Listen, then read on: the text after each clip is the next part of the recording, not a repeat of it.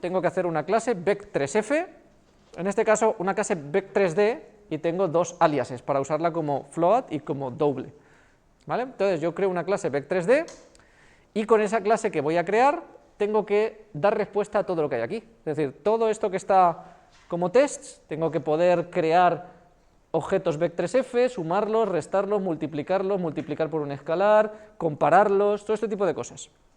Tienen que funcionar, ¿vale? Así que simplemente voy a crear mi...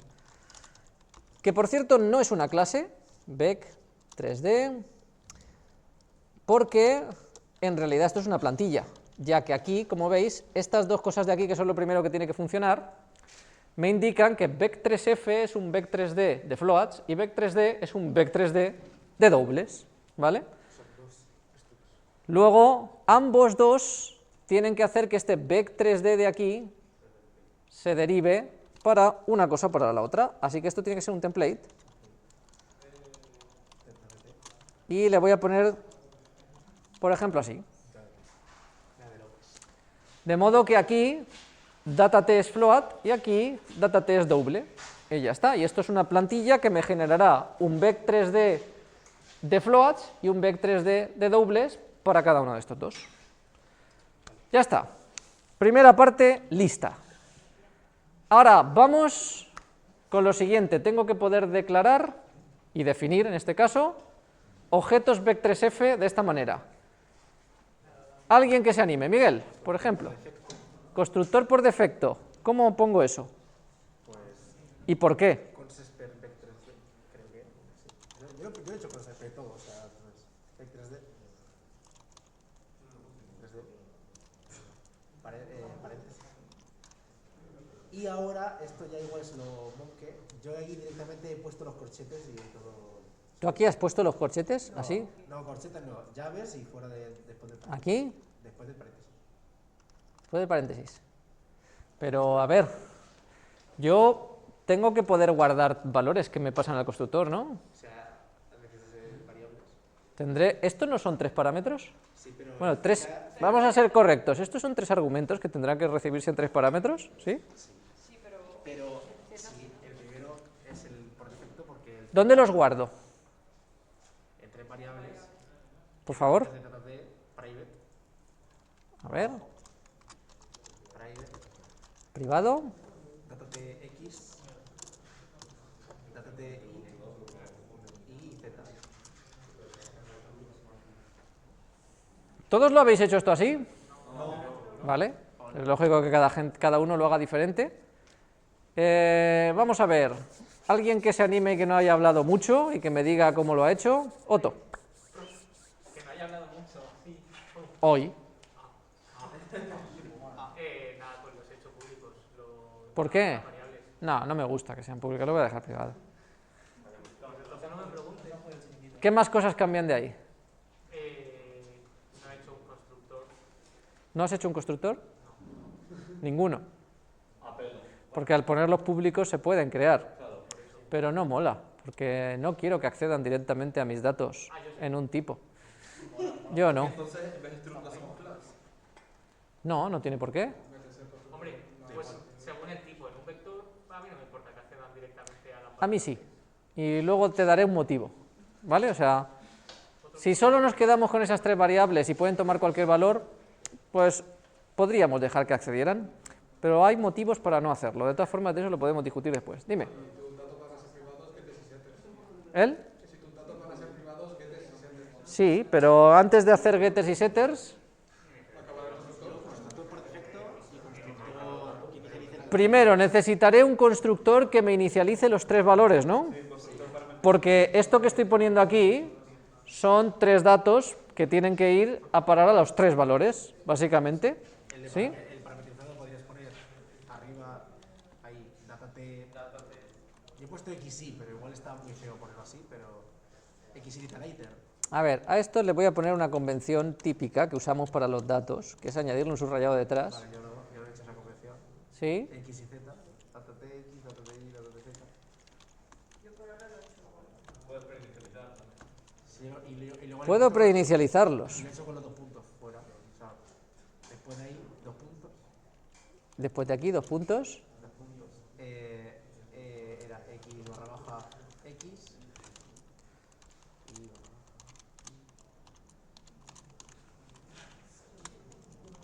¿Así? Bueno. A ver. Alguien que no entienda lo que pone aquí. Venga, no seáis tímidos, que yo sé que hay gente que no lo entiende. Lo que no me acordaba es la diferencia entre paréntesis y llaves para inicializar. Paréntesis y llaves, inicialización uniforme de C++11 o llamada al constructor, simplemente. ¿Por qué hago esto de aquí y no hago dentro del constructor x subrayado igual a x, y subrayado igual a y, z subrayado igual a z? Porque no estás haciendo una asignación. Y porque no estás haciendo un tiempo de construcción en el momento que se está creando el objeto y no te esperas a que esté creado el objeto y luego le asignen los valores. Sí, pero no. ¿Alguien que me dé otra explicación? que cuando construyes el objeto así, cuando vas a, o sea, cuando reserva la memoria, almacenas los datos, y la otra, primero reserva la memoria y luego tienes que almacenar los datos uno a uno. No es correcto, van por ahí los tiros, pero no es correcto lo que has dicho. ¿Por qué eso se puede hacer en tiempo de compilación y el otro no? No. Eso pasa en tiempo de ejecución seguro, vamos. Pues, Porque inicializa por defecto las variables. Eso de ahí es el valor inicial de las variables. Esto es inicializar. Si yo esto no lo pongo, las variables se inicializan igual antes de que yo llegue a la llave del código del constructor. Se inicializan exactamente igual. ¿A qué se inicializan? Cero. ¿A 0? El valor que haya en esa dirección, ¿Eh? a lo que haya en esa dirección. No, Depende del tipo. no depende del tipo. Depende del dónde sea el linkado de la variable.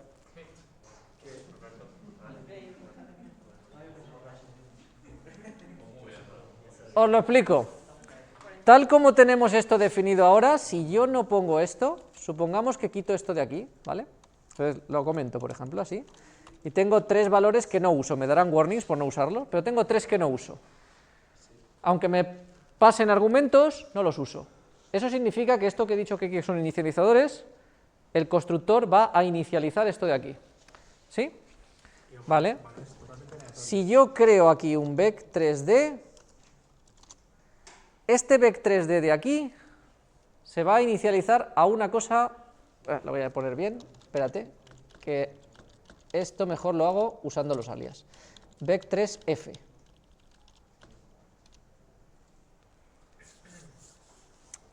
Ah, claro, tengo que pasar los 3 valores, aunque los ignore. Porque no tengo constructor por defecto. ¿Os habéis dado cuenta de que ha fallado porque no tengo constructor? ¿Por qué no tengo constructor por defecto? Porque no se inicializa por defecto las variables nada. No. No. Casi.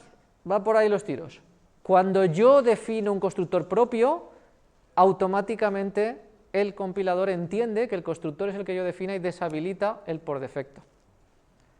El por defecto se crea por defecto, pero cuando nosotros creamos uno custom, como el que acabo de crear, entonces automáticamente se sobreentiende que el tipo lo tengo que gestionar yo y se deshabilita el por defecto. ¿y tienes que crear tú el tuyo propio? De hecho, para eso existe, a partir de C++11, esta otra opción.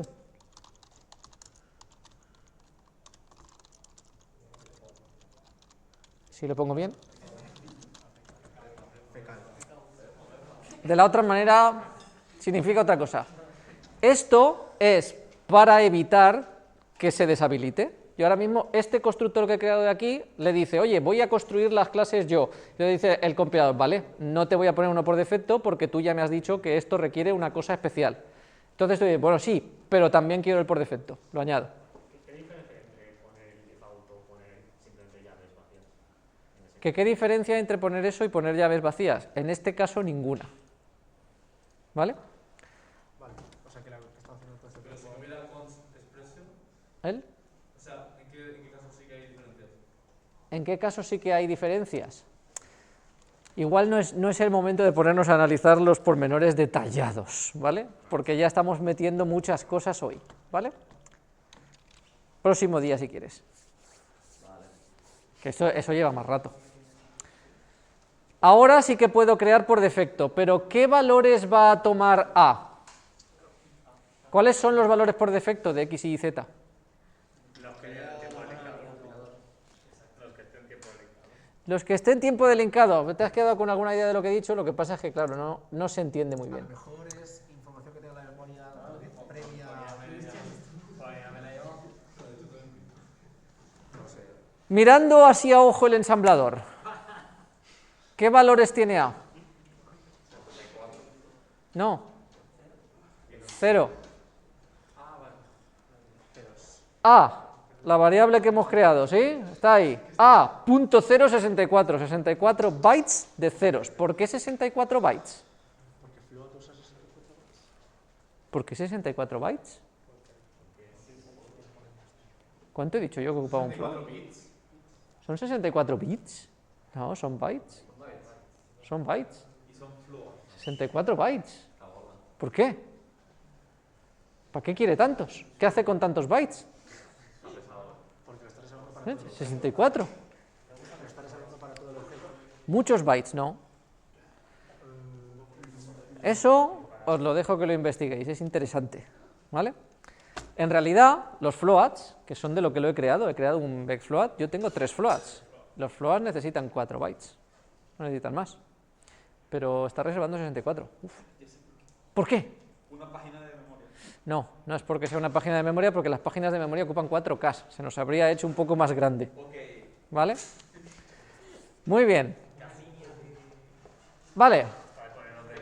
Lo que nos interesa, está inicializado a 0. Está inicializado a 0. ¿Está claro? A 0.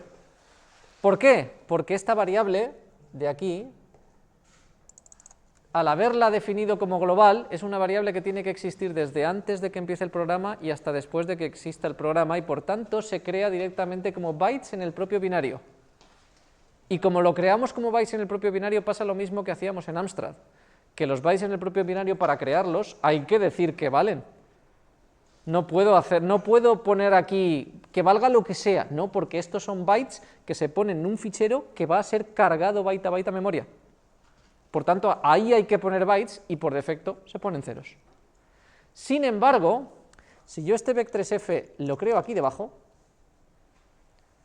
que eso de ahí ya resulta que no es el espacio global, esto es una función, cambia dónde se crea. Antes estábamos creándolo como bytes en el binario, ¿y ahora dónde se crea?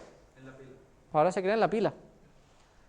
Y cuando creamos variables en la pila, variables automáticas llamadas, se crean cuando empieza la función, se destruyen al terminar la función, y la forma de crearlas es, en ese momento hay que reservar espacio. ¿Cómo se reserva el espacio en ese momento? Se reserva cuando entramos en Basic Tests, que esto es el global anterior. Basic Test estará por aquí abajo, si nos aquí. Bueno, no hace nada, porque como no tiene, y tengo puestas las optimizaciones, no se ve, ¿vale? Hay que quitar las optimizaciones que están por ahí detrás. Si no, veríais el push RBP, el mover el stack pointer a RBP, y el automáticamente reservar espacio para esos bytes de ahí. Pero solamente reservaría el espacio, no lo inicializaría. Y como lo reserva en la pila sí que es, tengo 12, 16, los bytes que necesite, los reservará, y esos bytes simplemente esos son los que voy a usar, pero no les pongo ningún valor. Al inicializarse en la pila también se siguen reservando 64 bytes. Buena pregunta. Mi apuesta es que no, directamente, pero podría ser que sí. Le voy a quitar las optimizaciones, va, y lo vemos.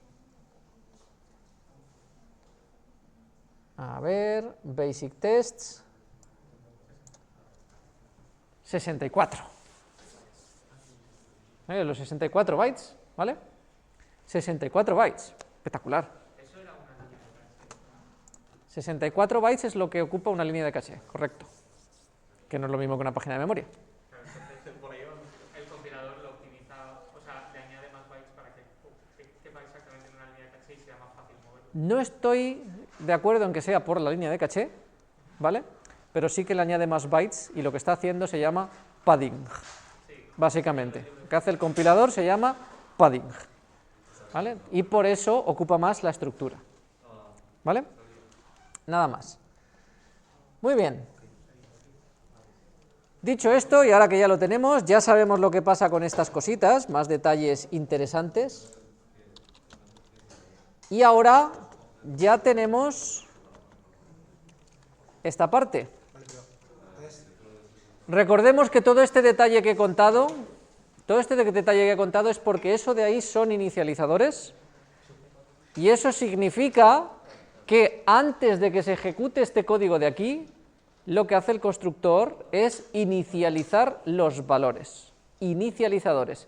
Si no ponemos esto, esa inicialización se produce igualmente y luego lo que haríamos ya no sería una inicialización, sino sería una asignación.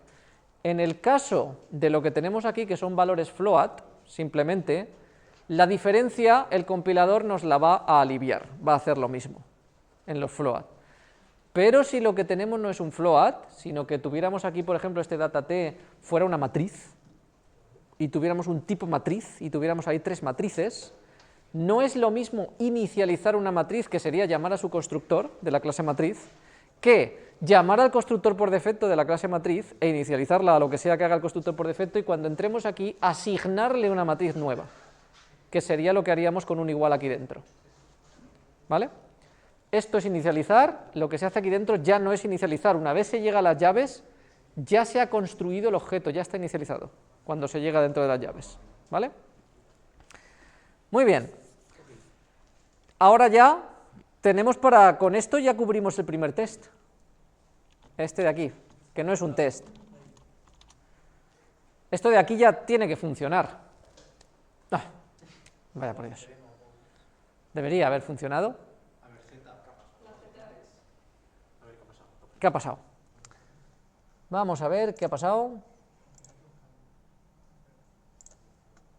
Uninitialize const z. Dice que este z está sin inicializar. ¿Por qué?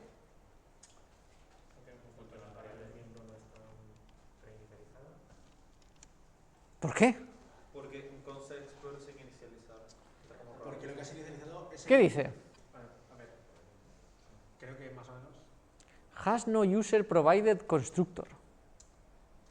que si tú has hecho el default, has hecho un constructor perfecto con default, las variables no están inicializadas a default. Las variables no están inicializadas a default. Porque la parte privada no está inicializada. Entonces tienes que, tu constructor por defecto tiene que inicializar esa variable. Sí. ¿Estáis entendiendo lo que dice Miguel? Me explico como el culo. No, pero si lo estáis entendiendo, alguien que lo explique de otra manera. ¿Qué le puede faltar a esto? Que las variables miembro no están inicializadas por defecto. No están inicializadas por defecto. Entonces, Si tú no le pasas ningún tipo de valor, por constructor no se inicializa, por lo tanto, no tienen valor. ¿y eso no lo hace el constructor por defecto? Sí, pero no tienen valor como tal. En ningún momento el usuario... No tienen valor como tal. ¿Cómo le ponemos un valor? Si en las variables miembro x barra baja y z barra baja, ¿Aquí? es una inicialización por defecto. ¿Así?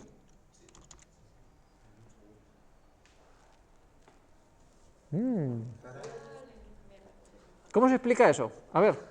Porque cuando tú reservas...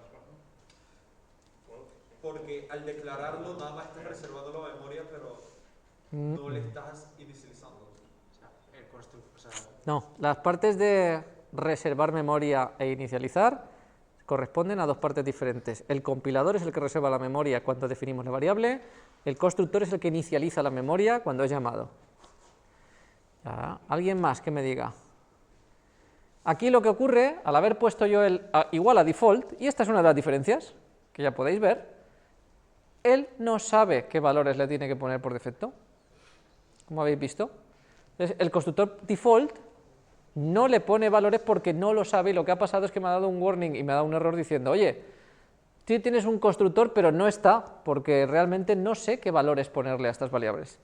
Cuando yo le pongo valores iniciales aquí abajo, el constructor por defecto ya sabe qué valores les tiene que poner a esas variables.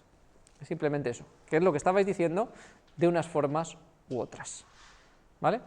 Si yo lo pongo de la otra manera, puedo ponerle valores por defecto ahí, en vez de hacer el igual a default, que es lo que haría pre-C++11, ¿vale? Esto de aquí solo lo puedo hacer en C++11, C++ anteriores, tendría que haberlo puesto ahí, tendría que haberlo puesto, de hecho tampoco podría usar las llaves como inicialización uniforme, tendría que usar paréntesis, ¿vale? Muy bien, ahora ya lo tenemos, ya pasamos el primer test, vamos a por el segundo, hacer una suma de vectores. ¿Cuántos habéis hecho la suma de vectores? Muy bien, por allí, dime cómo. Si no, pelearos y me decís cualquiera de los dos, me da igual. Pues haces un operator más, ¿Dónde? pues en la parte pública. Aquí, operator más. Y le pasas un vector, Le paso un vector, ¿cómo? a ver, y le pones el tipo que devolverías, ¿Qué devolverías? un vector test, o auto, o sea, si quieres. Auto. Me gusta poner los tipos, quiero saber qué devolvemos. Ya, yo te lo he puesto por eso, porque si pongo auto, pues bueno. Puedes poner auto, pero yo quiero que sepamos qué devolvemos, de momento. Dime, ¿qué más? El menor y tal, le pones el data test, Aquí. sí. ¿Por qué? Data test, pues porque... Sí, no, porque en mi caso es datat, claro. ¿Por qué? Para devolver. Porque ese tipo las puesto es una template, entonces Sí, tienes que decirle qué argumento va en la template. sí, pero no. Creo que Esto lo habéis hecho varios. Y de hecho, precisamente de esto, en clase, cuando puse Irlitz por primera vez así en clase, yo tuve que corregir eso en el código de Irlitz. XMLchar, que tiene el problemita, porque esto es sintaxis deprecated, desde C++20. Desde C++20, en anteriores no hacía falta, era opcional, poner eso que acabas de poner ahí es opcional en C++17 y anteriores. Es decir, el tipo completo de vec3 es este, eso es correcto. Pero, al estar esto puesto dentro de la propia plantilla, en el momento en que él genere el código ya lo sabe, no hay que decírselo, ¿vale? Solo hay que decírselo si es una función externa a la plantilla. Si es interna, como en este caso, es una función miembro, no necesita saberlo, porque ya lo sabe en el momento en que lo está generando. Entonces, eso está deprecated en C++20, no hace falta ponerlo ahí. Se quita y se deja así, y él ya sabe que es de ese tipo porque es la propia plantilla. de hecho salta error, ¿no? Al principio. ¿Eh? De hecho salta error. Es lo que nos pasa con Irlitz, que Irlitz cuando lo intentamos compilar con las cabeceras haciendo un include en C++20, eso sale como error. En C++20 es error, 17 y anteriores es opcional. ¿Vale? Muy bien. Sí, como ves no pasa nada, lo que has dicho es correcto hasta C++17. Muy bien. Le pasas un vector 3, Le paso un vector 3. que lo llamas como quieres.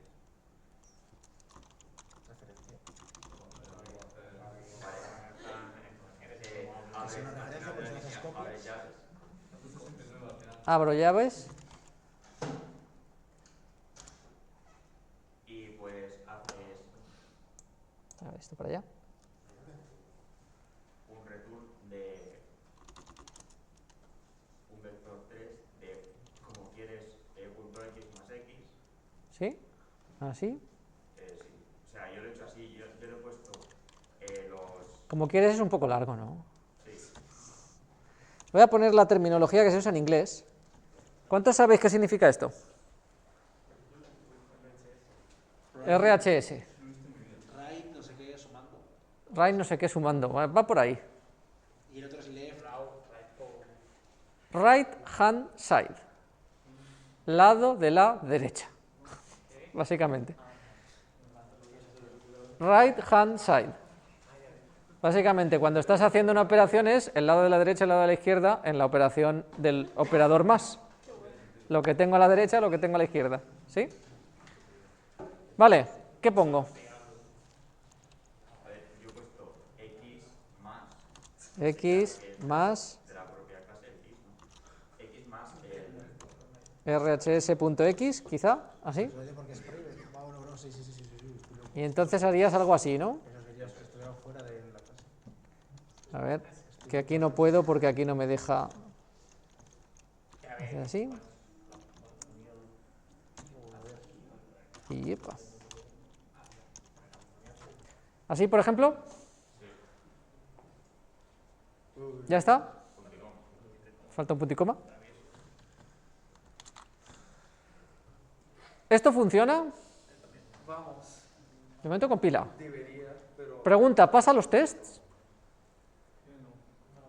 ¿No? Vamos a verlo.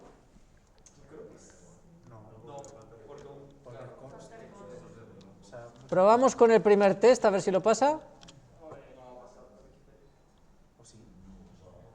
No.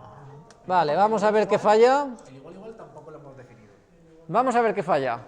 Passing const vec, que es de float as this argument, discard qualifiers. Tienes que saber corregirlo, ahora que lo hemos visto.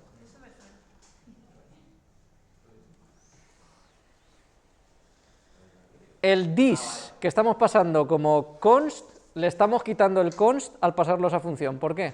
Vale, pues, o sea, porque se le pasaría como algo que no se ve que es el div ahí.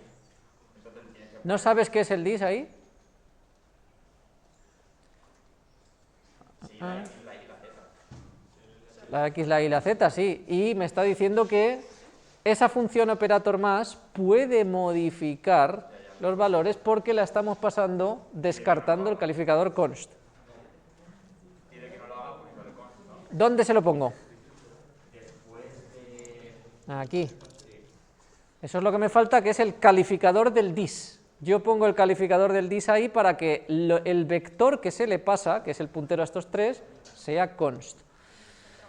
A más b igual a vec f no match for operator igual igual. No tengo el operador igual igual, pero de momento no me está dando error esto. Pregunta, dime. Estás pasando, o sea, tú lo que estás, no estás cogiendo el valor, o sea, lo estás pasando por valor y no por referencia. Eso tiene algún problema de que si estás copiando, Eso lo vemos después. si estás copiando todo el dato. Vamos a hacer una cosita muy chula de C++20. Cosita muy chula de C++20 y es que yo puedo definir todos los operadores de golpe por defecto. Igual, igual, distinto, menor, mayor, mayor igual, menor o igual, todos por defecto de una sola línea. Con el Spaceship Operator. ¿Vale? Tenemos una cosa que se llama Spaceship Operator, el operador de la nave espacial. Spaceship Operator, se llama así. ¿Vale? Y... ¿Vale?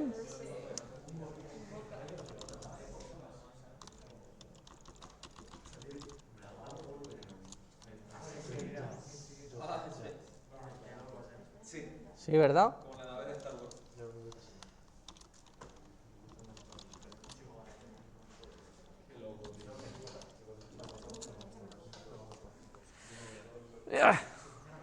Fijaos, lo voy a dejar a medias. Decidme, ¿qué me falta?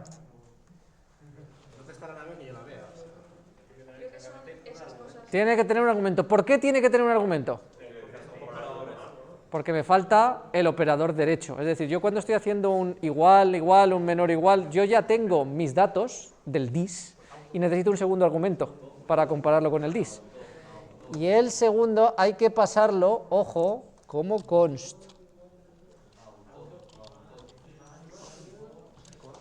Pero hay que pasarlo como const porque estamos utilizando Sí, pero aparte de todo es que aquí, si no lo pasamos como referencia const, no cumplimos lo que el operador pide. ¿Vale? Porque el operador nos pide una referencia. Y ahora me dice, a ver quién me resuelve este error. Yo ya he declarado el Spaceship Operator, fijaos. Esto que he puesto aquí es suficiente para que ahora ya tenga en mi clase definidos por defecto menor, mayor, menor o igual, mayor o igual, igual igual, distinto de, todos por defecto utilizando lo que se llama ordenación lexicográfica, que es elemento a elemento los compara uno a uno para ver cuál está antes y cuál está después, y en cuanto encuentra uno que cumple la condición de estar antes, ya ese es menor. Y la comparación lexicográfica es la que tiene en cuenta el orden de cómo están dispuestos en el código ASCII todos los valores. Dime. ¿Se puede dar el caso en el que tú tengas una clase asignadas varias variables y una de ellas sea const. ¿Sí? Y si quieres hacer el operador igual, o sea, puedes solo copiar las variables que no son const y copiarlas al otro. O sea, Vale, pero eso estamos hablando de hacer una asignación. sí, ¿Qué tiene que ver con esto? de si eso te puede servir. Si tú tienes un miembro que es const, tú no puedes hacer una asignación que asigne ese valor. Lo que puedes es mantenerlo, pero no puedes asignarlo. Vale, que eso no te lo hace por automático, ¿no? No, es que no puedes. O sea, una asignación implica que el objeto sobre el que asignas ya existe y por tanto si tiene un valor const no lo puedes A modificar. lo mejor esto era tan listo que decía, este es const. No. No, porque además esto es una comparación, esto no es una asignación. Esto no te hace el operador asignación. Eso te hace el operador comparación. ¿Vale? Vale, y ahora he definido esto así, miradlo bien, porque tiene un error. No exactamente un error, sino un error respecto a nuestro test. Aquí dice, error en la línea 26, que está aquí abajo, esta de aquí, non-constant condition for static assertion. Es decir, esto de aquí no me sirve porque el static assert se tiene que hacer solo con operaciones que sean expresiones constantes.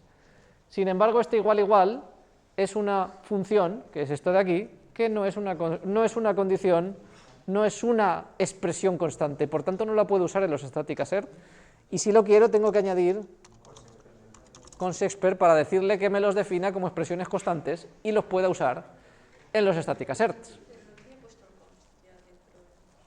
Sí, pero es diferente. constExpr esto es una expresión constante y const es solo lectura. Y no sé si ahora no está compilando. Sí, es que falta otro contexto. ¿Falta otro? Sí, el del operador más. Ah, vale, claro, nos falta, que es lo que teníamos arriba de la definición, tienes razón. Nos falta aquí lo mismo. Ahora mismo falla lo mismo, pero en el más. ¿Vale? No podemos porque el más también tiene que ser expresión constante. Si no, no podemos hacer más como expresión constante, que es lo que teníamos aquí abajo. ¿Vale?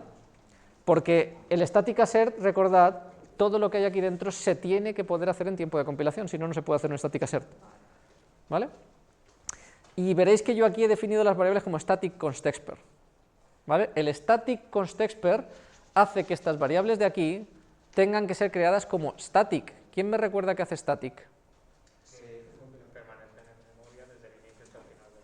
Correcto, permanece en memoria desde antes de que el main se entre hasta después de que main salga, por tanto tienen que existir todo el tiempo, lo cual obliga a que esto sea inicializado antes de que el programa empiece y por tanto no durante el tiempo de ejecución.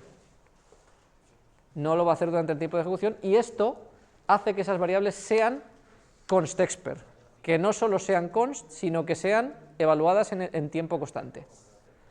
¿Vale? Y esto ahora en tiempo de compilación. Muy bien. Static y constExpr no es como redundante. No, no es redundante porque si yo declaro una variable como constExpr, lo que le estoy diciendo es esto es una expresión constante, pero eso significa que él la puede inicializar en tiempo de compilación y en tiempo de ejecución. Las dos cosas, dependiendo de lo que use en cada momento. Si yo le añado el static, no tiene más narices que hacerlo en tiempo de compilación. Porque no puede hacerlo cuando la función empiece y todo eso lo tiene que haber hecho antes. ¿Vale? Muy bien. Ya tenemos el más y funciona. ¿Vale? Alguien me había dicho por ahí que tenía dudas de si iba a funcionar este más. ¿Por qué? Le puedes quitar el vec3d, ¿no? ¿Le puedo quitar el vec3d dónde? ¿Le puedo quitar el vec3d en el return? Sí, puedo hacer esto. Porque él ya sabe que esto que voy a devolver es un vec3d. Lo tengo puesto aquí. Si tuviera puesto auto, no. Si tuviera puesto auto, tenía que poner el vec3d ahí dentro. ¿Vale?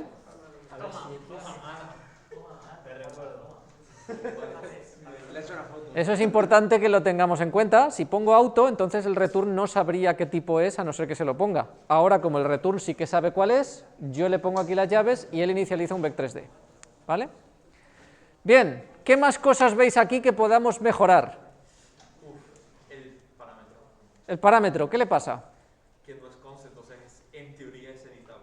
El parámetro no es const y es editable. Sí, yo puedo editar el parámetro, no hay problema. De hecho puedo hacerlo, puedo hacer así. A ver, ¿lo estoy poniendo bien? ¿Puedo hacer esto? ¿Por qué no? Por ejemplo, cosas que pasan cuando no pongo const, que alguien puede hacer esto porque a lo mejor está haciendo una prueba, a alguien se le ocurre y dice, voy a probar una cosa, le voy a fijar un 5 aquí, se le olvida quitarlo. Quiero decir, ¿cuándo no os ha pasado esto de voy a poner una cosa a fuego un momento, ejecuto, lo pruebo y tal, y luego lo quito y luego se queda ahí? No te ha pasado aún en un operador porque seguro no sueles implementar muchos operadores. Bueno, 2. Vale, efectivamente como no es const, lo puedo modificar. Si añado el const aquí, ahora ya no puedo. Ahora eso da error, ¿vale? Es importante ser const correct. Más cosas. Una referencia, ¿por qué? Porque si no estoy pasando una copia. Y en este caso, ¿alguien me puede decir por qué la referencia es relevante? Después de lo que hemos visto. Porque no cabe en un registro. ¿Cómo sabemos que no cabe en un registro? Porque el float son 4 bytes, has dicho antes, ¿no? Sí. Pues 3 por 4, 12 bytes. 12 bytes me cabe en varios registros, ¿no? 2 registros me cabría. Pero hemos comprobado que la estructura ocupa 64 bytes, ¿verdad? Esto ya no nos cabe en un registro ni en 2, necesitamos algo más. Buena pregunta, hay que mirar el padding, porque ahí está haciendo padding. ¿Pero qué es lo del padding? Porque yo había leído lo del padding, pero... El padding es un relleno que se hace porque cuando nuestro procesador lanza lecturas a memoria no lee bytes individuales nunca. Es decir, nosotros en el código sí que accedemos a bytes individuales, pero el bus, lo mínimo que va a leer normalmente, mínimo en cualquier procesador, es el tamaño de un registro, y normalmente leen cosas más grandes, porque de hecho los procesadores actuales es muy probable que te estén leyendo muchos de ellos el tamaño de una línea de caché de una sola vez, de la RAM, y no leen menos que eso. Entonces tú lo que haces es meter el padding, ¿para qué? Para que todo ocupe el tamaño de lo que tú vas a leer cada vez, y no tengas que ir separándolo luego. Pero, por ejemplo, si tú aquí metieses una variable para añadirle padding a tu estructura de datos esta de vector, no es lo mismo si te pasan un float para construir este tipo, Sí. o sea, tú vas a un tipo float que un tipo double. Correcto, no es lo mismo, por tanto generará cosas diferentes para uno que para otro. Básicamente. Vale, vamos a por más. Esto efectivamente, como hemos visto, ahora estamos pasando 8 bytes. Porque estamos pasando una referencia es un puntero, 8 bytes, antes estábamos pasando 64. Que es lo que nos estaba ocupando, hemos visto que ocupa 64. Luego, aquí hemos salido ganando en lo que pasamos, 8 bytes caben en un registro, esto es pasar un registro, una dirección de memoria. El const nos sirve para que aunque pasemos la dirección de memoria de los datos, no se modifiquen. Muy bien, ya tenemos el operador más. Hacemos el operador menos. ¿Quién se atreve con el operador menos que no haya hablado hasta ahora? Voy a copiar esto ya porque así ya lo tenemos, solo tengo que poner menos en vez de más, ¿verdad? Alguien que todavía no haya dicho nada y que me diga qué pongo en el operador menos. Lo mismo que en el más, pero con un menos. Por ejemplo.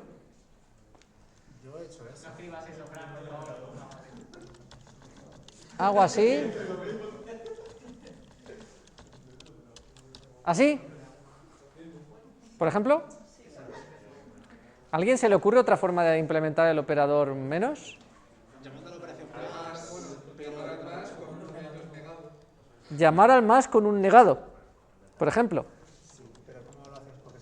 Ah, buena pregunta. O sea, otra opción sería esta. Return. ¿Cómo llamo al operador más? ¿Sumando? ¿Y qué sumo? This más RHS. Así.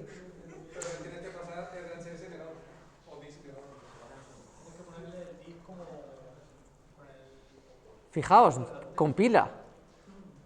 ¿Esto está bien? ¿Me va a devolverlo? Vale, a ver, lo primero es que compila porque Vec3D es una template, no es una clase. Y eso significa que cualquier método al que no se llame, no se generará su código. Voy a llamar al operador menos para que compile. Y entonces ahora no va.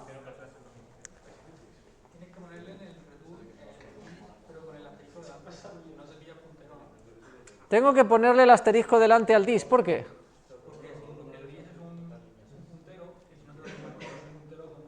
El dis es un puntero, es una dirección de memoria de un vec3d, y estoy sumando una dirección de memoria con un vec3f. ¿Cómo sumo una dirección de memoria con un vec3f? ¿Eso se puede? Yo quiero sumar un vector con otro vector, pero no una dirección de memoria de un vector con otro vector, ¿no? Si dis es la dirección de memoria de un vector, asterisco dis es un vector. ¿Vale? Todavía no le convence. ¿Por qué? Ahora mismo compila, pero no nos pasa el test, porque básicamente la suma no es la resta. Estamos devolviendo una suma. Queríamos devolver la suma con el negado, ¿no? ¿Cómo niego RHS? Le dices que no y ya está. ¿Eh? Le digo que no y ya está. Yo sigo Miguel. Digo que no. Así como, no. Ahí, te la has pillado, ¿Para qué se utiliza el no? Es un operador lógico, el no es como la admiración. Y si le pongo un menos aquí, ¿por qué? Si te creas un vector que coja las coordenadas de RCS y las Podría negar las coordenadas, pero para eso ya hago lo de abajo, ¿vale? Voy a dejar esto en barbecho, a lo mejor lo hacemos después. ¿Vale? Lo dejamos ahí. Cuando hagas el operador de multiplicación de un vector por un escalar. Este me valdrá, por ejemplo, sí. Vale, ahora mismo ya compila y ya funciona. Vamos con uno que os ha dado problemillas, que es el producto escalar.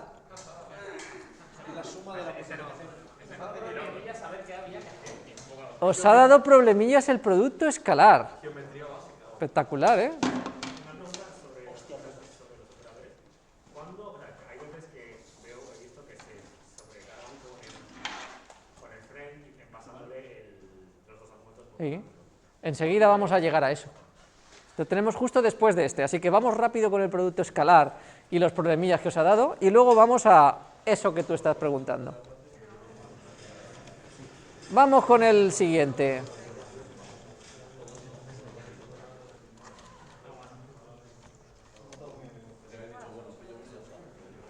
Primero, ¿el producto escalar está bien declarado? ¿Por qué? Porque escalar significa que es un número, no un vector. Producto escalar, lo primero y más importante es que devuelve un escalar. Y esto lo he comentado antes, los escalares serían un vector sin dimensiones, o lo que es lo mismo un vector de una dimensión, o lo que es lo mismo un número que se le llama escalar, porque a ese número, cuando multiplicamos un vector por ese número, lo que provocamos es una operación de escalado, simplemente, por eso se le llama escalar. Entonces hay que devolver un número. ¿Qué devuelvo? ¿Qué devuelvo que no sea auto? Dátate. ¿Cómo calculo ese número que tengo que devolver? Producto escalar.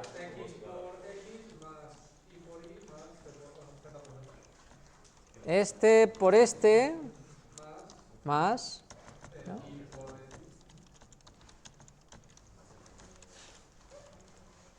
Vamos a ponerlo así.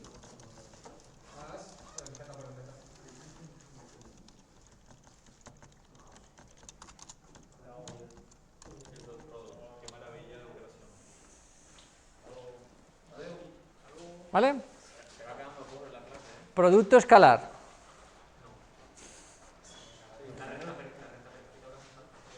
El producto escalar nos está enseñando en esta operación que veis aquí, nos está enseñando que los operadores no tienen por qué devolver lo mismo. En este caso podemos crear un operador multiplicador que nos devuelva un valor escalar, como es aquí, y podríamos hacer uno que devolviera un vector, o uno que devolviera un string. ¿Por qué? Porque los operator, en principio, nosotros podemos definirlos como queramos. Lo único que tienen, eso sí, muchos de ellos, cuando hacemos esto, tienen una cantidad de argumentos concreta. ¿Por qué? Porque el por, el más, el menos, todos estos son símbolos que los escribimos y por tanto cuando tú escribes un más hay una cosa a la derecha y una a la izquierda y no hay más. Entonces no tiene sentido que nosotros pusiéramos un operator más con 5 parámetros, porque ¿dónde van esos parámetros al escribir más? No se puede, tiene que haber exactamente uno y ese tipo de cosas, pero lo que devolvemos es cosa nuestra. Muy bien, teóricamente esto ha compilado y ha funcionado, ya tenemos ahí el producto. Entonces ahora vamos a estos dos que son los que molan. Ahí tenemos otra vez a nuestro querido amigo el producto escalar. Pero este producto escalar es otro producto escalar, porque esto es un escalar por un vector. ¿Cómo implementamos esto? ¿Qué habéis hecho?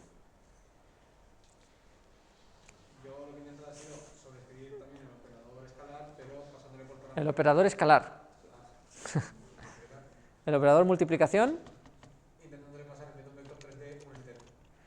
En vez de pasar un vector 3D, un entero. ¿Vale?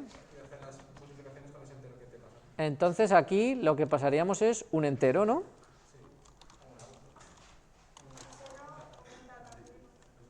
En este caso un data t, que es lo que nosotros manejamos aquí dentro, y si es un entero se convertirá. ¿Vale? Pasamos un escalar y ¿qué devolvemos? Un vector, ¿no? Vale, ¿y qué hacemos?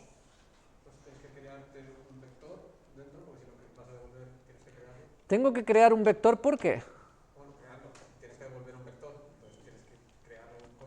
En esto, aunque parezca mentira, algunos habéis tenido dudas respecto a modificar los valores de la clase.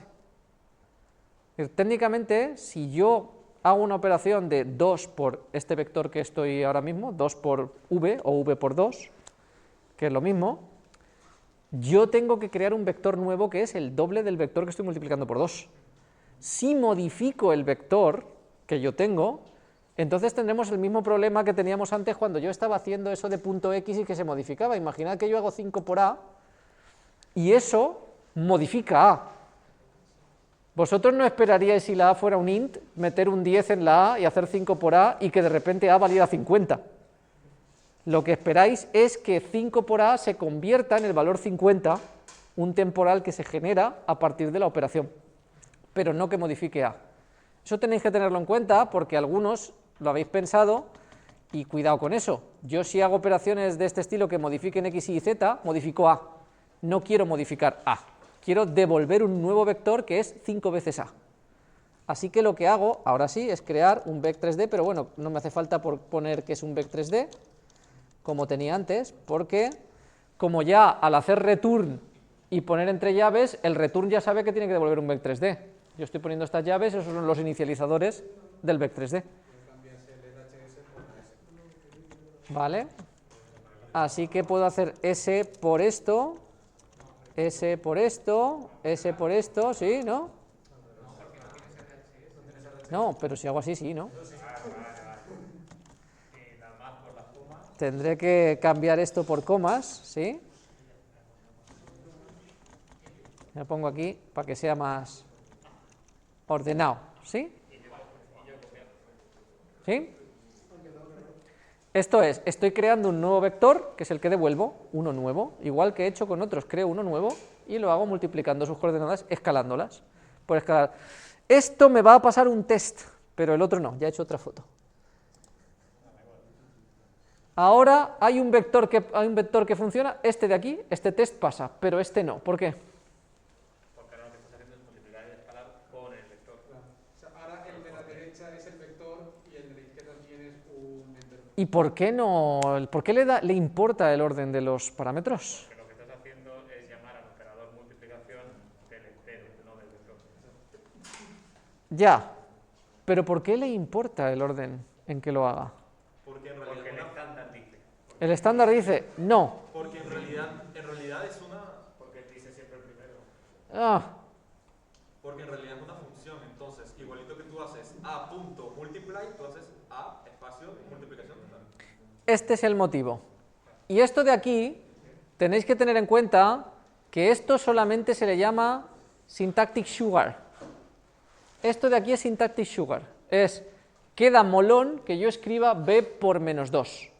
Pero en realidad, lo que eso significa, y lo habéis visto los que hayáis usado el insights, es que esto es b.operator por menos 2. Esto es eso. Exactamente. Y todas las que tenemos arriba son igual. Aquí pone a.operator más pasándole el parámetro b, a.operator menos pasándole el b. Eso es eso. Exactamente, así es como se hace la llamada. Solo que yo cuando escribo esto, el compilador lo traduce por esta llamada de aquí. Y de hecho yo puedo escribir esa llamada de ahí. Fijaos que yo puedo hacerlo, porque funciona. Esto funciona exactamente igual, porque es exactamente lo mismo. Yo estoy llamando al operator más, cuando pongo un más. Y aquí es exactamente igual. Pero ¿qué pasa aquí arriba? Ahí arriba, claro, esto no tiene ningún sentido. No puedo llamar al operator por de un 5. No se puede, ¿vale? En C++ no, en Ruby sí, en C++ no se puede. ¿Vale? ¿Él? No, no es una trampa. Lo que pasa es que aquí tenemos que pensar que cuando podemos obtener distinto orden, entonces ya no podemos jugar con el dis. Porque si el primer parámetro, el primero de los argumentos que me pasan es un 5, no va a ser el dis, que es lo que tengo aquí. B es el dis, pero 5 no puede ser el dis. Por tanto, la operación que yo utilice para lo de arriba no puede ser una función miembro, porque las funciones miembro tienen un dis implícito. No puedo usar una función miembro. Tiene que ser o bien una función estática, o bien una función externa a la clase, o bien, lo que es lo mismo que es una función externa a la clase, pero que permite modificar cosas de la clase, una función friend. Que las funciones friend, como ya comenté una vez en el chat, son funciones externas a la clase, aunque las definamos dentro, con la particularidad de que pueden tocar el interior, pueden tocar la parte privada. Así es que voy a definir una función que me va a permitir tener los dos parámetros, ¿vale? Y entonces podré tener el datat y podré tener el vec3d,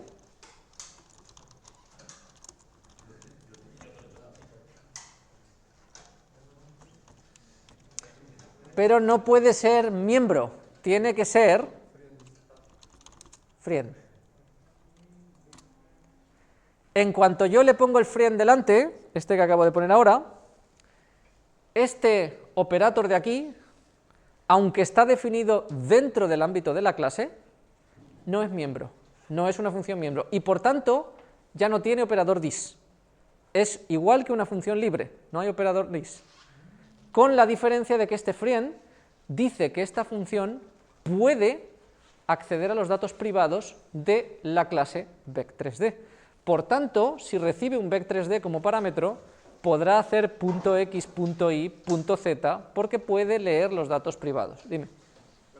¿Y haber definido todos como friend en ese sentido sería correcto o habría alguna ventaja e inconveniente? Ventajas e inconvenientes es el cómo funcionan cada uno. Se pueden definir como friend y de hecho lo podemos hacer ahora con el operador más. Ahora que tenemos esto, tendremos que devolver, ¿no?, un vector y podemos hacer lo mismo que teníamos aquí. Pero esto que tenemos aquí ahora ya no puedo poner esto. ¿Por qué? ¿Por qué esto no tiene sentido ahora? Porque no hay un dis. Esto es una función libre, aquí no hay dis y por tanto x no existe. Porque normalmente existen porque tienen un dis implícito delante. Entonces, ¿qué ocurre? Que estos son miembros del operador de la derecha, del right hand side, ¿vale? Así que estos son RHS.x a los que puedo acceder porque soy friend. Si yo esta función la defino fuera de la clase y no es friend, la función puede funcionar igual como operator asterisco, pero no puede hacer esto. Tendría que utilizar los getters para obtener los valores. No podría acceder directamente a los valores internos de la clase. Y ahora mismo esta tiene un problemita. No hay this. ¿Qué pasa con este const? No, que no hace falta, no, que directamente es un error. Esto es un error porque al no haber this, yo no puedo calificar el this, que es lo que estoy haciendo ahí. Y es lo mismo que le pasa a las funciones estáticas también. No puedo poner un const al final porque no tienen un this. ¿Era eso lo que ibas a preguntar? No. ¿Podrías hacer también RHS por S, return de eso? ¿Él? O sea, return de RHS por S. ¿Podría hacer return de RHS por S? Sí. Podría haber hecho, en vez de esto, podríamos hacer return de RHS por S. Y esto sería utilizar este que tengo definido aquí abajo. Lo mismo que podría haber definido, que era la intención que tenía yo ahora, la otra función, cambiarla por otro friend con los parámetros invertidos, que es lo que ha hecho, por ejemplo, Rodrigo. Pero ahí me refiero, estás definiendo el mismo operador. ¿No hay Sí. alguna forma de hacerlo con solo uno, como para que sea indiferente? No, no, porque no hay ninguna forma de recibir los parámetros en un orden y en el otro orden con una misma función. No puedes. Pero la metaprogramación, que podrías hacerlo con auto o con templates, te llevaría a que se generasen, es decir, seguirías teniendo dos funciones. Seguirías teniendo dos. Y es más, en esas dos, lo que pasa es que se generaría el código. Yo aquí una llama a la otra y la reutilizo. O sea que no gano nada, realmente. ¿Vale? Por lo menos en este caso, a lo mejor hay casos en los que sí. ¿Vale? ¿Vale? Esta solución nos vale. Esta función utiliza esta y ya está. Así de sencillo. Ahora sí, como veis, ya compila y ya me está pasando todos estos tests. Ya pasa el 5 por A, el B-2. Y ojo, tengo unos cuantos tests aquí abajo que los debería de pasar gratis. Todos estos de aquí. Esos deberían de ir solitos, sin que yo haga nada, porque he definido el spaceship operator automáticamente. El spaceship hace exactamente lo que está definido aquí, una comparación lexicográfica, y ya está. Vale, ahora me viene otro que dice a.productB. Esto ya lo tengo hecho como por, ¿no? Bueno, pues fácil, me vengo al por, que es donde tenía el .product, este de aquí, lo voy a renombrar,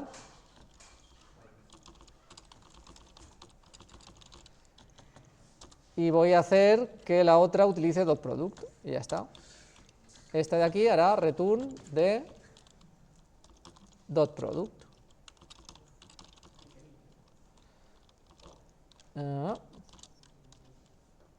Y he hecho otra foto. La costumbre del control S.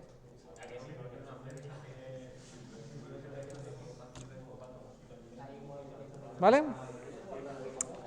Vienen dos. Aquí hay una que llama la atención y la voy a poner con esta de aquí abajo. Me habéis preguntado algunos qué significa length SQ. A ver, yo lo he respondido antes. ¿Qué significa? Te lo responden por allí los que han hecho motores de física, ¿vale?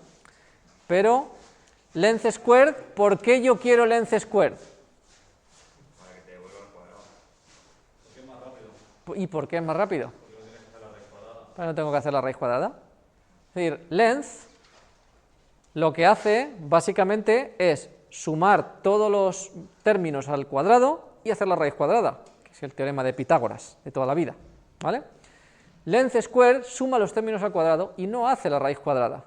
Ahorrarme la raíz cuadrada en términos matemáticos es un coste importante, ¿vale? O sea, si tengo que hacer muchas de esas con vectores, que es previsible porque todos mis objetos y mis cosas se mueven usando vectores, me puedo ahorrar mucho a la hora de comparar distancias si en vez de comparar distancias normales comparo distancias al cuadrado, que realmente para comparar distancias me da igual. El len de aquí abajo me hará falta cuando la distancia exacta la requiera para algo, pero si yo quiero solamente, por ejemplo, comparar distancias, va a ser más grande la distancia al cuadrado y más grande la distancia normal de la misma manera. Eso me ahorra tiempo de computación. ¿Cómo implemento entonces length square? ¿Alguien que no haya dicho nada hasta ahora?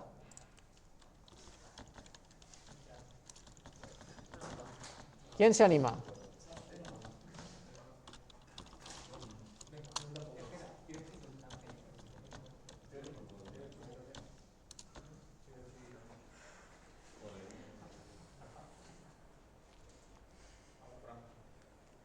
Elige a alguien, ¿no?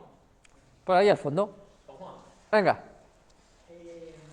Pues devuelve con return.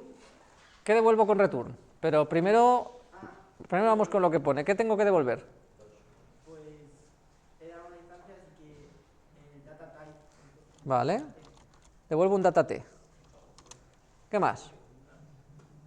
Y ahora dentro de las llaves ¿Sí? devuelve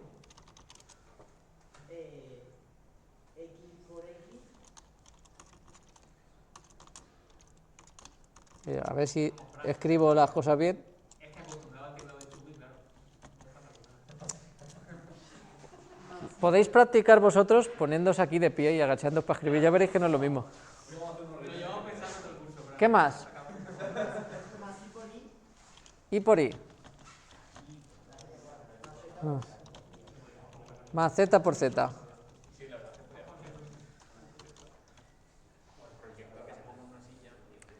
¿Está todo bien? ¿Me falta algo? ¿No me falta nada? Chachi. Hay una cosa que no hemos puesto en ninguna función y que deberíamos haber puesto. No except. Correcto. Nuestras funciones no lanzan excepciones. Por ahora. Entonces deberían ser no except para ser más rápidas. ¿Vale? Length squared técnicamente ya funciona, como veis aquí. Voy a implementar length. ¿Vale? Puedo hacer, como decimos por aquí, que length squared la llamo y le hago una raíz cuadrada, ¿no?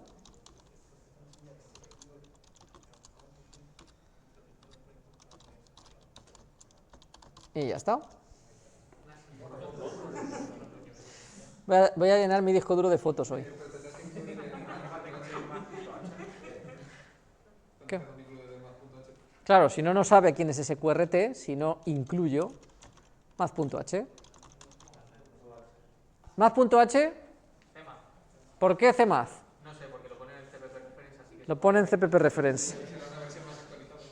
¿Puede que sea porque cuando pones más.h la del C y la del C más como que está preparada para hacer más? Sí, de hecho cmath se llama porque es el math de C.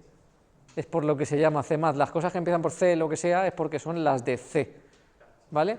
¿Qué diferencia hay entre math.h y cmath? CMath tiene código legacy para CMath. ¿Mm? Que CMath tiene el código legacy para tú utilizar todo el C como el No. Y ahí están metiendo todo el código de más en más.h dentro del fichero y cuando otro está buscando una librería del sistema. No. En los dos estoy haciendo un include de una librería que es un fichero.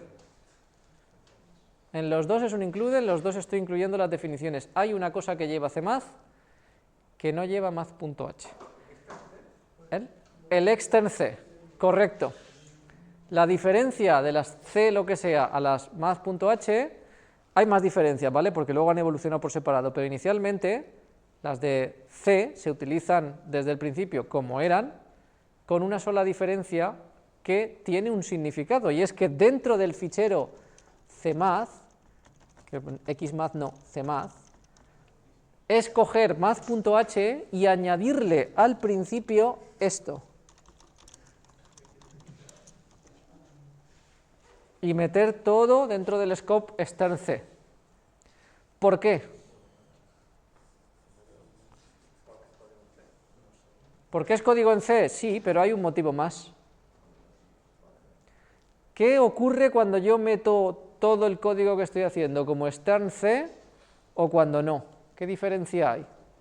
Que lo compila para C++ en vez de para C, siendo el código realmente en C. No, yo esto lo he explicado en algunos vídeos que habéis visto. De hecho, todos los que hayáis hecho Makefiles lo tenéis que haber visto.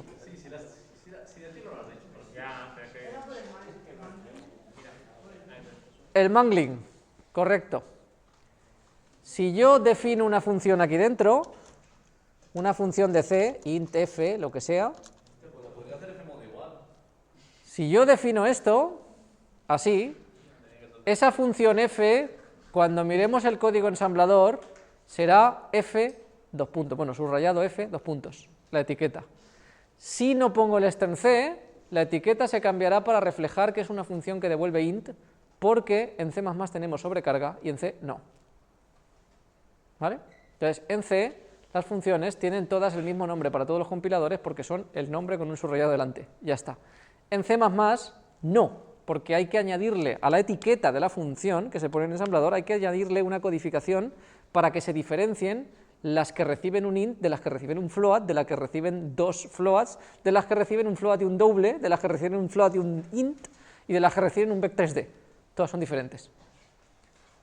Porque podemos crear 27 funciones f que reciban parámetros distintos en C++, en C no.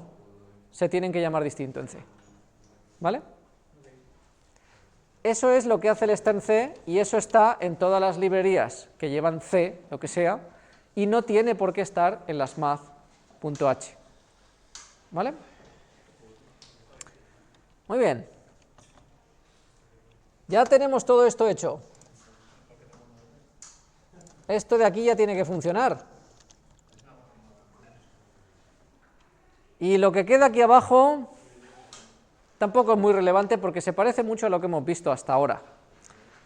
Es decir, tenemos que hacer un punto normalize, que el punto normalize sí que modifica el valor, lógicamente, normalizamos. Un cross product, que si el dot product no os acordabais del cross product, os acordaréis menos aún.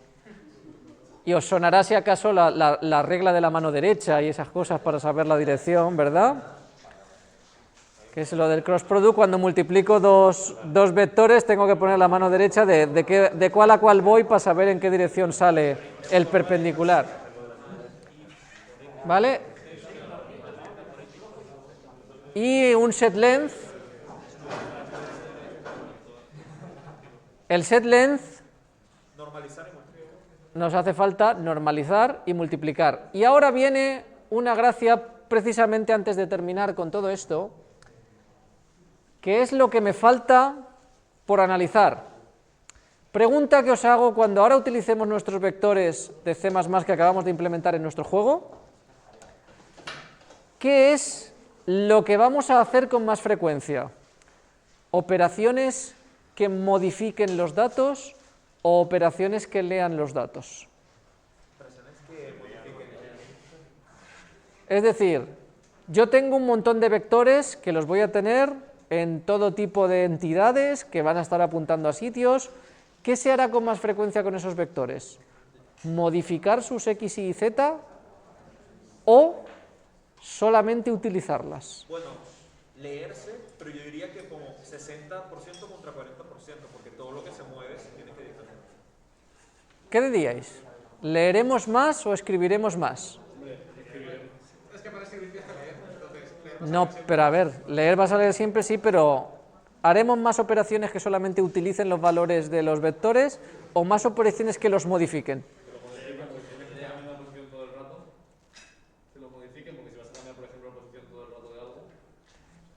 De algunas cosas sí, pero de otras.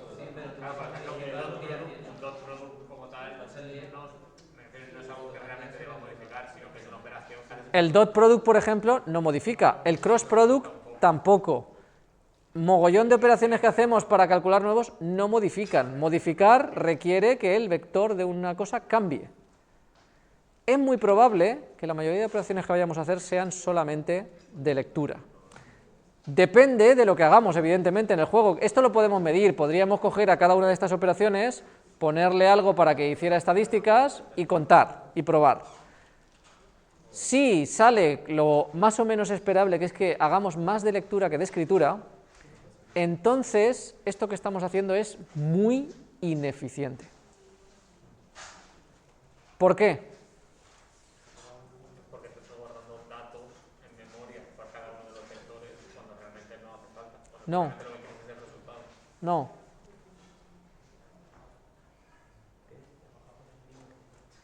Supongamos, por ejemplo, que yo tengo un objeto del que tengo que comprobar su distancia con un montón de otros objetos y voy a utilizar la operación length o length-sq de ese objeto que sea, por ejemplo, una esfera con otro montón de esferas. Entonces voy a tener que comparar con otras 10 esferas la longitud de una y las de las demás para ver si la suma de ambas es mayor que la suma de los radios y por tanto están colisionando, que es la comprobación típica de si dos esferas colisionan. ¿Qué va a pasar cada vez que yo llame aquí? No. Que se está haciendo la operación todo el rato. ¿Qué sentido tiene que yo una operación la haga todo el rato? Si podría hacerla una vez, guardarme el resultado y reutilizarlo cada vez que me vuelvan a llamar. Pero eso ya depende de ti, ¿no? ¿El? Que eso ya depende de ti, eso no lo vas a meter dentro del vector, ¿no? Eso se puede meter dentro del vector, porque dentro del vector lo que podemos hacer es cachear operaciones. Esto depende de cómo lo vayamos a utilizar, pero es una cosa que puede acelerar el rendimiento, sobre todo si tenemos muchas operaciones de lectura respecto a unas pocas de escritura. Que significa que cada vez que toque hacer una operación de cálculo, nos guardamos el resultado aquí dentro, y si la siguiente vez que nos llamen ya está calculado, devolvemos el resultado sin volver a calcularlo. Particularmente con operaciones como esta que tienen raíces cuadradas. Pero tú cómo sabes si no han cambiado los valores de x y z para saber si... Porque tú tienes el control de ellos, ya que son datos privados, y cualquier cambio que se haga tiene que ser a través de la interfaz. Exactamente. Ahora has entendido el por qué te decía lo de los datos públicos y por qué hacemos este tema de los datos privados.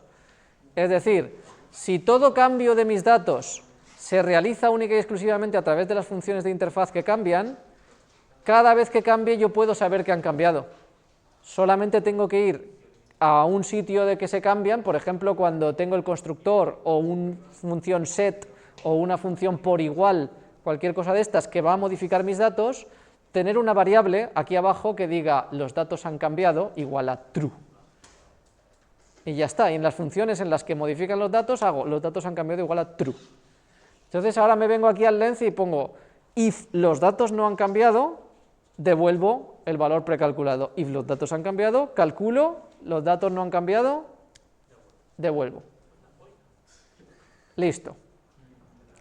¿Se entiende? Es lo que funciona una caché. La caché sirve mientras los datos no cambien. Cuando los datos cambian, invalido el valor de la caché. ¿Vale? Es así de sencillo.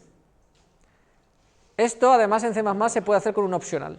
Es decir, podríamos tener que el valor cacheado sea un opcional del valor y simplemente cambiar el opcional cada vez que ya no esté cacheado. ¿Vale? Y esto os lo digo porque ese es el motivo por el que yo he hecho datos privados, datos públicos. Ese es el motivo general por el que se hace la encapsulación. La encapsulación sirve para que nosotros tengamos controlados todos los cambios que se producen en nuestros datos. Y ahí hay dos motivos, uno como aquí, que nosotros podríamos querer saber cuándo cambian para hacer la caché, y otro es que, por ejemplo, nuestro vector estuviera limitado. Es decir, nosotros tenemos 3 valores float, pero imaginaos que nuestro vector fuera un vector normalized. Es decir, nuestro vector nunca pudiera ser no normal. Si nuestro vector no puede ser no normal, es decir, significa que alguien cada vez que modifique un valor nosotros tenemos que renormalizarlo, siempre. Eso nos impide directamente poner esto público, porque alguien de fuera podría llegar, cambiar una z y ponerle a la z7, y entonces ya el vector ya no es normal. Eso haría una cosa que se llama no cumplir las invariantes del tipo de datos. Se llaman invariantes del tipo de datos a todos los posibles estados de este tipo que son válidos. Las condiciones que hacen que esos datos sean válidos son las invariantes. Y se llaman así porque no deben poder variar. ¿Vale? Entonces, nosotros podemos definir un tipo de datos donde x, y, z nunca puedan ser distintos de más menos 1, por ejemplo, mientras que el float permite un 7. Entonces, ¿cómo lo controlamos? Con la interfaz y teniendo los datos privados, de modo que nadie puede llegar al dato privado y cambiarlo, lo hace a través de la interfaz, y si intenta cambiarlo fuera de los invariantes, no le dejamos. Y una cosa, para cachear todas esas operaciones que tienes tú has dicho que puedes tener un flag que te indica si han cambiado las variables x y z, por ejemplo. Sí. ¿No? No precacheo las operaciones, los resultados. Bueno, sí, claro. Entonces lo que hago simplemente es definir una nueva variable que sea length, pongo una variable length y la declaro optional, de modo que el length o bien habrá length o bien no, lo invalido cada vez que los x y z cambien. ¿Cómo hago? Invalidando el optional. Luego vengo, ¿el optional tiene valor? Sí, lo devuelvo. No, lo tengo que calcular y se lo asigno. Y ya está, ya tengo una caché que es el length. Cuando el length está calculado, ese length se devuelve. Cuando no está calculado porque algo ha cambiado y entonces lo he vuelto a poner como que no vale, lo calculo. Ya está. Es una caché y la caché o bien está o bien no está. Y a eso se llama invalidar. ¿Vale? Cada vez que algo cambia y ese valor ya no vale, invalido el valor. ¿Vale? ¿Se entiende? ¿El optional que has dicho es porque es una palabra clave para la variable o es por la diferencia entre las? No, es porque es un std opcional.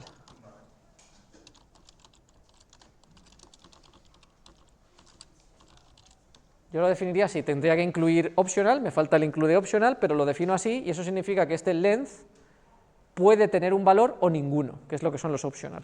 ¿Vale? Optional es, o esto es un data t con su valor, o es vacío. Y en el caso de que, por ejemplo, de x y z se modificase en algún momento, pero length ya se hubiese precalculado antes, habría que volver a cambiarlo. Tú lo que tienes que hacer en todas las zonas de tu interfaz, cuando haya una modificación de x, y o z, invalidas length. Ya está. Y entonces cuando vas aquí a length, lo que harías es if length, devuelvo length. Y si no, lo calculo y lo devuelvo. ¿Vale? Esto se llama optimización por frecuencia.